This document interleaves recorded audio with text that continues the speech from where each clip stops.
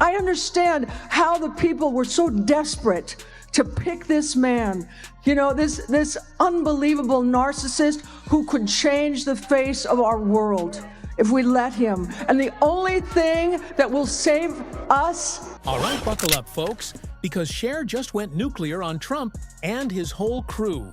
We're talking Vegas-level precision mixed with pure, unadulterated fury. Nobody was safe. Not even Melania's ice-cold stare. If you thought celebs couldn't throw shade like this, you were dead wrong. To tell you something, if someone said that my daughter was a hot piece of ass, I would put my fist through his face. Someone who would bring down the country because he doesn't win does not deserve anything, deserves nothing. He deserves nothing. He does not deserve any kind of respect, loyalty. I don't think he has two moral fibers to rub. And can you blame her? Cher didn't just dip her toe in the water.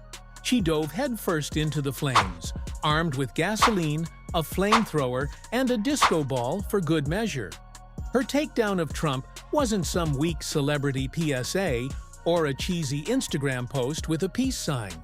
Nah, this was a full-on verbal assault, a sequin-covered military strike.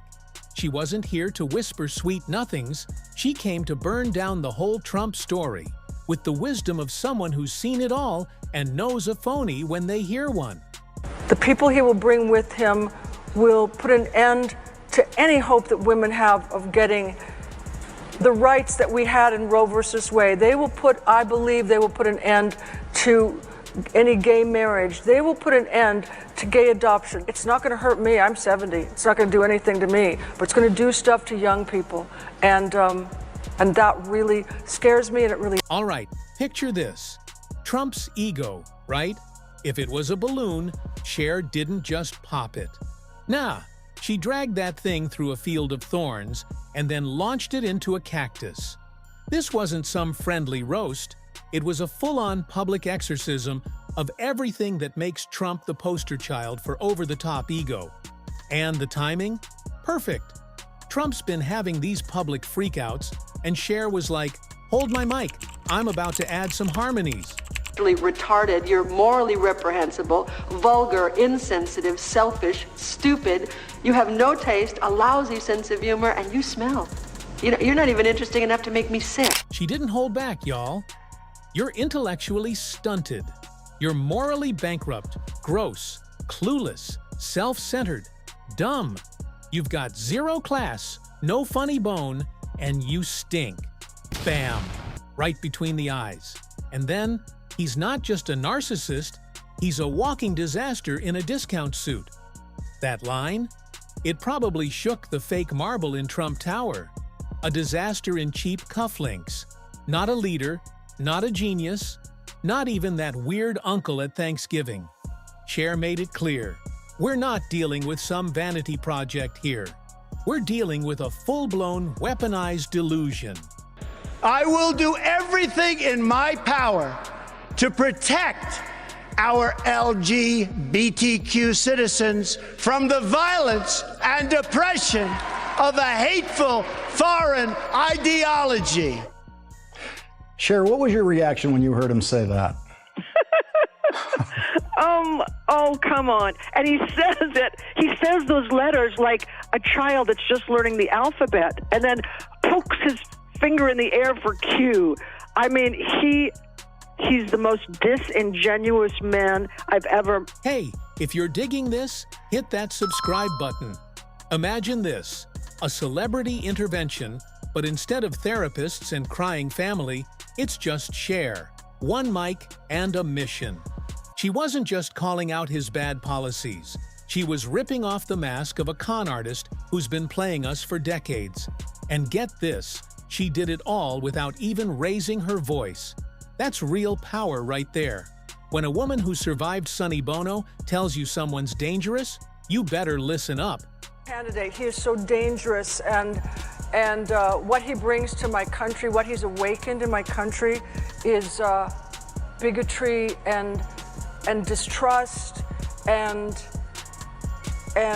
a certain kind of supremacy in certain groups, and he lies. He tells something, and then you go back and you see what he said, and it seems like the truth both times. He's so terrific at lying. I've never seen it. Cher straight up dissected the whole Trump cult of personality, like a surgeon with a scalpel. She called him out as a fame-hungry con man playing dress-up as king. And let's be real, she nailed it. Trump doesn't lead, he campaigns. He doesn't fix problems, he just shouts about them. And Cher? She held up a mirror he's been dodging for 77 years. The real kicker? She wasn't even mad. She was disappointed. And that cuts deeper than any insult. It was like America's pop queen giving us a reality check, using Trump as the prime example of what happens when ego takes over. This wasn't just some celebrity rant. It was a goddamn red alert, a diva's battle cry, and the roasting Trump's been begging for since he slithered down that golden escalator. Cher didn't just criticize him, she dragged him through every gold-plated toilet in Mar-a-Lago and back. This casual roast turned into a full-blown celebrity exorcism. And let's be honest, if anyone can match Trump's love for dramatic entrances and custom lighting, it's Cher. But unlike Trump, she doesn't need a teleprompter to deliver a verbal smackdown. I will be the greatest jobs president that God ever created. I tell you that. Well, you know, I have to admit that I appreciate your directness, Donald? and I will try and be as direct and honest with you as I possibly can be. I am positive that you are the most unattractive man I have ever met in my entire life. You know, in the short time we've been together, you have demonstrated every loathsome characteristic of the male personality and even discovered a few. First off, Cher nuked the whole Trump the golden real estate god myth. To her, he's basically a Pinterest fail. Shiny on the outside, total train wreck inside. The guy who claims he's self-made but got a $400 million head start from his dad? Yeah, Cher wasn't subtle. She basically implied if Trump was born normal, he'd be the dude hawking knockoff cologne at a Jersey mall. Then she went after the Trump family brand, starting with Ivanka, who thinks feminism is posing in heels next to factories and posting girl boss quotes, while her dad trashes women's rights. Cher didn't just criticize Ivanka. She blended her complicity, added glitter, and served it up as a dumpster fire parfait over the whole Trump legacy. And just when you thought it couldn't get worse, Don Jr. enters the chat. Cher's take? He's what happens when cocaine gets a Twitter account. A guy so desperate to impress daddy, he turned himself into a red-hatted bobblehead with Wi-Fi.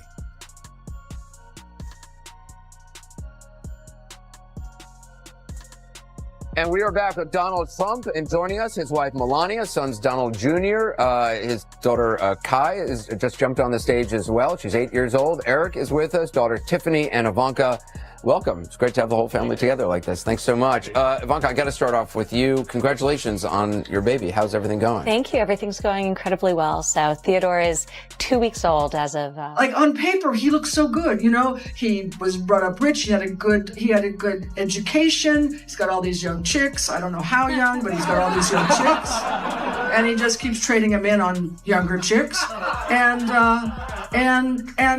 he's got all this money, and he's famous, and still he's such a Watching Don Jr.'s online rants is like watching a busted animatronic at a MAGA-themed Chuck E. Cheese. Cher didn't have to spell it out. He's what happens when you download a personality and get a virus instead. And Melania?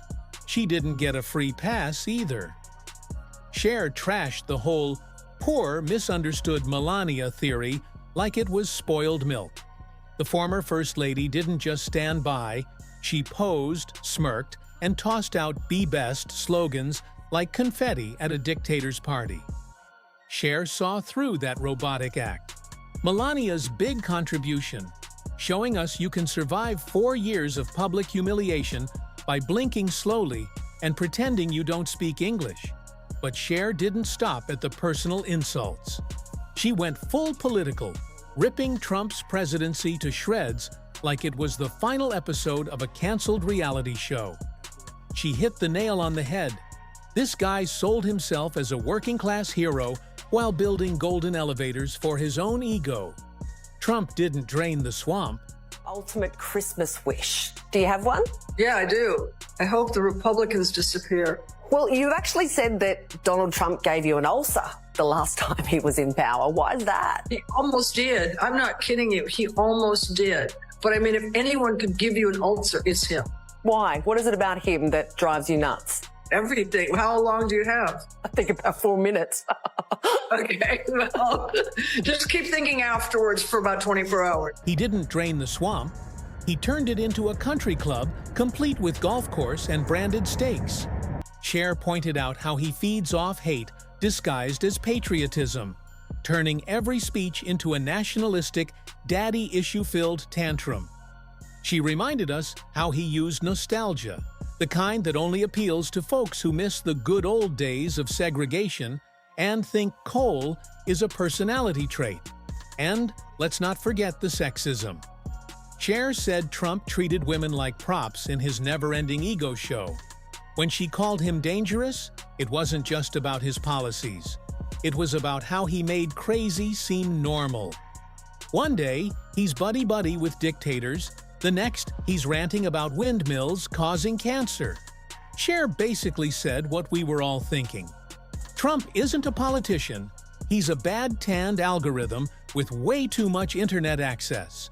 She called out the toxic culture he left behind, where people think thinking is optional and yelling fake news is a valid argument. Under Trump, facts didn't matter. Feelings did. And only his feelings mattered.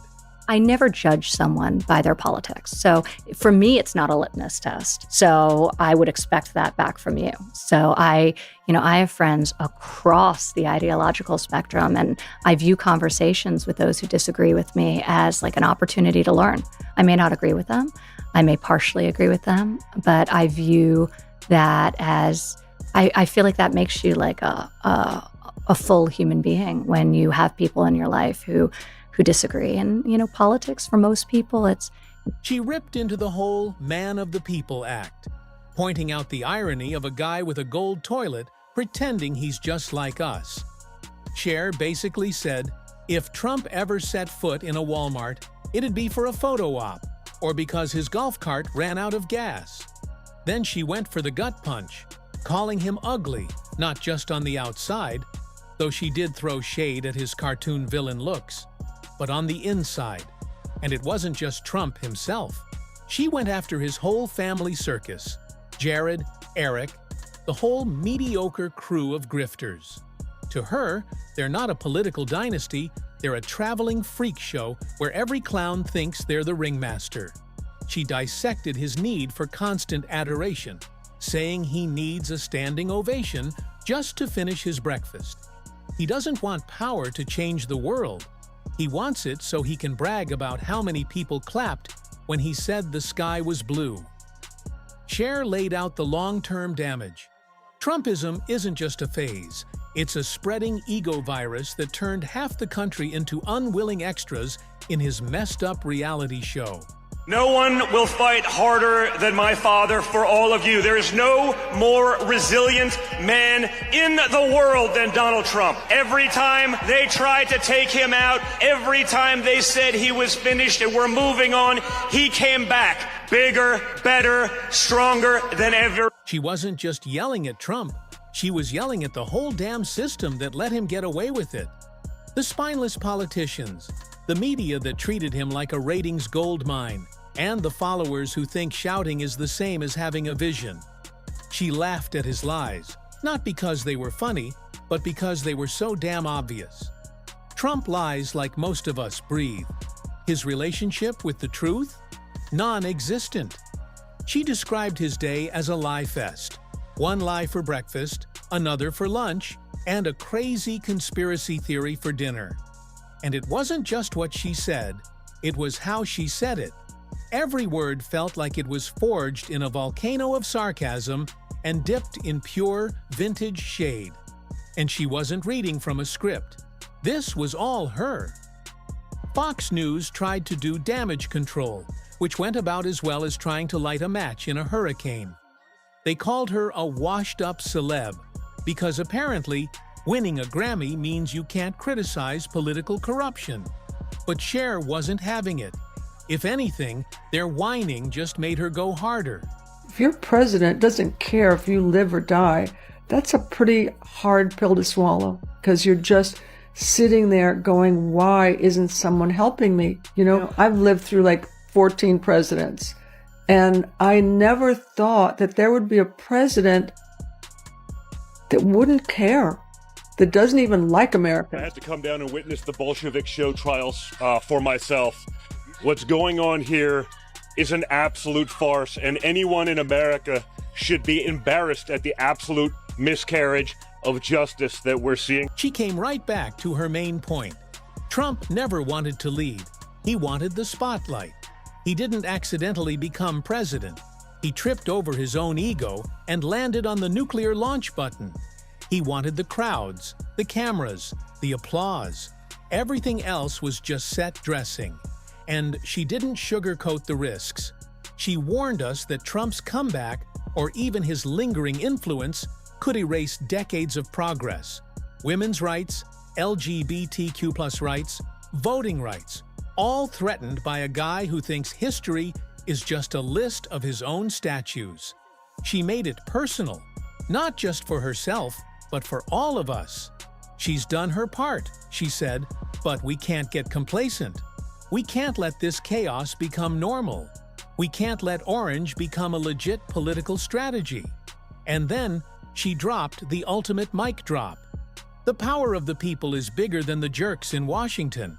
She said it with the fire of someone who's seen this country play footsie with fascism and decided, hell no, not on my watch. Life has been just a roller coaster, and the one thing that I have never done is I never give up. I never give up.